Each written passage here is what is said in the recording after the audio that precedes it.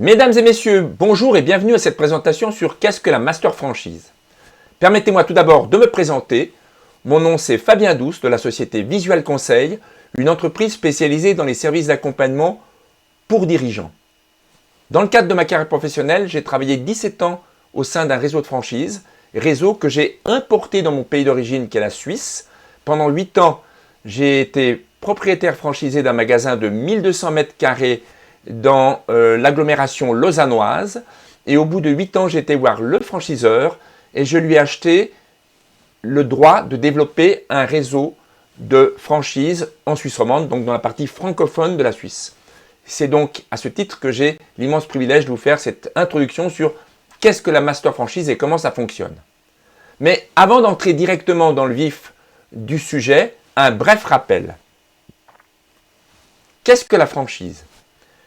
La franchise, c'est un partenariat entre deux entreprises juridiquement indépendantes. D'un côté, nous avons une entreprise qu'on appelle le franchiseur ou la tête de réseau qui a développé un savoir-faire, des techniques, des méthodes, une formation, une image de marque et qui va prester un service d'accompagnement avant et après l'ouverture du point de vente de son futur partenaire. Et de l'autre, nous avons une entreprise représentée par son propriétaire qu'on appelle le franchisé, qui lui va apporter son expérience professionnelle, son énergie et surtout ses fonds propres qu'il va investir pour ouvrir une entreprise qui répondra aux normes du réseau qu'il rejoint. C'est donc bien un partenariat entre deux entreprises juridiquement indépendantes. Et alors, qu'est-ce que c'est que la Master Franchise ? La Master Franchise, c'est un modèle d'affaires qu'utilisent les franchiseurs qui souhaitent se développer à l'étranger, mais pas directement, c'est-à-dire sans investir directement des moyens financiers ou des moyens humains. Ils vont donc vendre leur savoir-faire à un opérateur local qui, lui, va investir les fonds pour développer un réseau à l'enseigne dans le pays qu'il aura choisi. Et donc, ce partenariat repose sur deux notions. La première notion, c'est une notion géographique, c'est-à-dire qu'on signe une master franchise pour un pays ou pour une région d'un pays, ce qui était mon cas. J'ai signé pour la partie francophone de la Suisse. Et puis, le deuxième paramètre, eh bien, c'est une durée dans le temps, c'est une durée déterminée. En ce qui me concerne, le contrat était de 9 ans. Et donc, ce partenaire local, on appelle ça un master franchisé. Et quel est son portrait robot ? Le plus souvent, il s'agit d'un franchisé qui a importé un concept, il a ouvert un point de vente, qu'il a exploité pendant plusieurs années. Donc, il connaît le métier, il connaît son marché, il connaît ses fournisseurs, ses clients. Et donc, il a une entreprise qui repose sur des bases solides. Et donc, c'est une belle vitrine qui va devenir une unité pilote qu'il utilisera comme tremplin pour démarrer son réseau de franchise au niveau de son pays. Et donc, il va s'occuper principalement du recrutement des franchisés, de la formation et de l'assistance avant et après ouverture, à l'instar de l'enseigne Casabella, qui est une enseigne 100% fictive, où là, nous avons un franchisé qui, à l'origine, a importé ce concept et qu'il a exploité plusieurs années à Genève. Et après, il a signé un contrat de master franchise pour toute la Suisse et il a ouvert des magasins en Suisse romande, en Suisse allemande et au Tessin, c'est-à-dire en Suisse italienne. Quelles sont les responsabilités du franchiseur vis-à-vis du master franchisé ? Alors, première responsabilité, c'est que le franchiseur doit s'assurer que le master franchisé en devenir connaisse bien le métier de l'enseigne et dispose d'une unité pilote qui a fait ses preuves, donc qui est vraiment un exemple à montrer. Deuxièmement, le franchiseur doit former le master franchisé à ce nouveau métier qui est le métier de franchiseur, notamment en ce qui concerne le recrutement des franchisés, la formation et l'animation de réseau dont je vais parler dans un petit instant. Troisièmement, il doit veiller à ce que les normes du concept soient respectées par le master franchisé. Et quatrièmement, il doit prévoir lors de la signature du contrat avec le master franchisé une clause de reprise directe des franchisés, clause qui fonctionnera uniquement dans l'éventualité où le master franchisé est en défaillance financière pour ne pas mettre en péril le reste du réseau. Maintenant, quelles sont les responsabilités du master franchisé ? Tout d'abord, il doit adapter ce savoir-faire qu'il a acheté à l'étranger aux spécificités culturelles, linguistiques et juridiques du pays dont il a la responsabilité. Deuxièmement, il doit exploiter une unité pilote mature qui a fait ses preuves parce qu'il doit pouvoir prouver à de futurs candidats à la franchise que ce concept étranger fonctionne très bien dans ce pays. Troisièmement, il doit mettre en place le développement de son réseau, c'est-à-dire qu'il doit faire le découpage des différents secteurs qu'il vendra à des futurs patrons franchisés, élaborer le DIP, qui est le document d'information précontractuel, qui est cette liasse de documents que l'on remet aux candidats qui s'intéressent à devenir franchisés.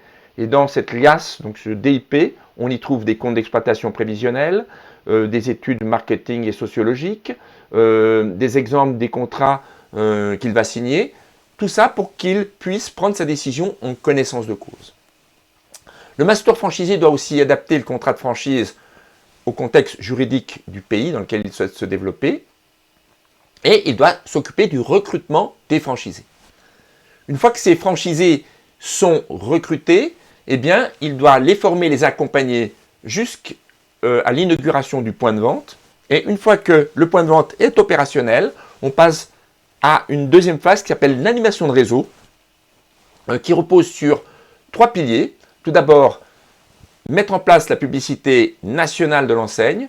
Deuxièmement, supporter sur site les magasins partenaires franchisés. Et troisièmement, assurer une formation continue parce que un savoir-faire, un concept, ce n'est pas quelque chose de statique, ça évolue et donc il faut former les équipes aux nouveautés. Il doit également veiller à respecter et à faire respecter les normes du concept. Et puis, il doit également assurer une bonne communication entre ses franchisés et lui-même et le franchiseur. Donc on peut le résumer en 3 mots, former, accompagner et animer.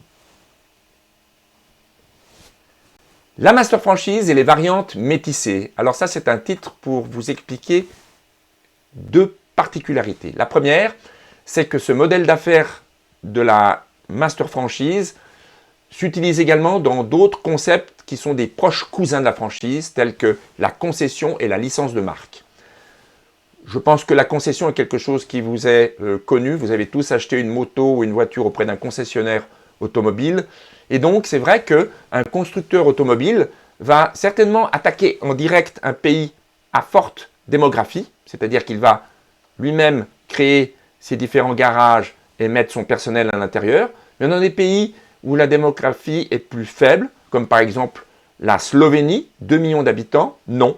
Il va signer une master franchise avec un master franchisé local et lui, il va soit se développer, comme je viens de l'expliquer maintenant, avec des patrons franchisés, ou alors il peut aussi se développer en succursale. Donc, de passer de master franchise à succursalisme, qui m'amène au point 2. Et ça, c'est un cas de figure qu'on retrouve très souvent, notamment en Suisse, dans la grande distribution, où nous avons des acteurs comme Migros, Coop, Manor, qui parfois s'intéressent à des savoir-faire qu'ils n'ont pas. Ils achètent ce savoir-faire à l'étranger, ils deviennent donc eux-mêmes master franchisés, et après, ils ouvrent des points de vente de l'enseigne, mais en nom propre, et ils mettent leur propre personnel, donc ce sont des succursales. Et un exemple très concret en Suisse, c'est l'enseigne Body Shop. C'est ces boutiques qui vendent des produits de beauté, des crèmes. Eh bien, dans chaque centre commercial Coop en Suisse, il y a un Body Shop avec du personnel de la Coop. Qu'est-ce qu'il ne faut jamais faire lorsqu'on souhaite se développer avec des masters franchisés? Quelle est la ligne rouge à ne jamais traverser? Eh bien, c'est de signer une master franchise avec un interlocuteur qui est immature. C'est-à-dire qui, 1, ne maîtrise pas le métier, 2, n'a pas d'unité pilote, ou alors a une unité pilote qui n'a que quelques mois, voire 1 ou 2 ans d'existence, ce n'est pas suffisant.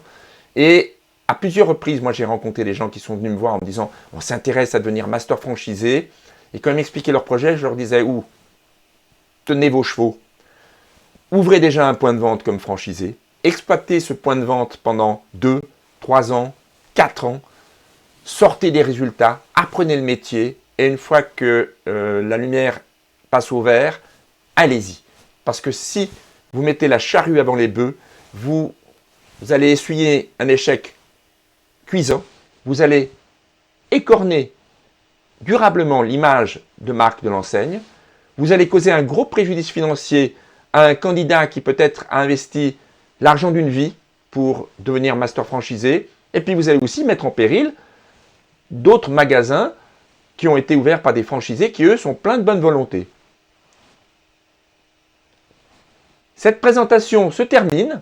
Si vous désirez approfondir le sujet de la franchise ou du commerce associé, je ne peux que vous encourager à visualiser une vidéo qui s'intitule « Commerce en franchise, en toute franchise, ça marche », dans laquelle je décortique en 26 minutes chrono le modèle d'affaires de la franchise.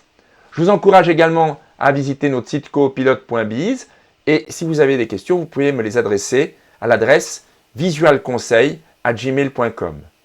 Merci pour votre attention et je vous dis à bientôt.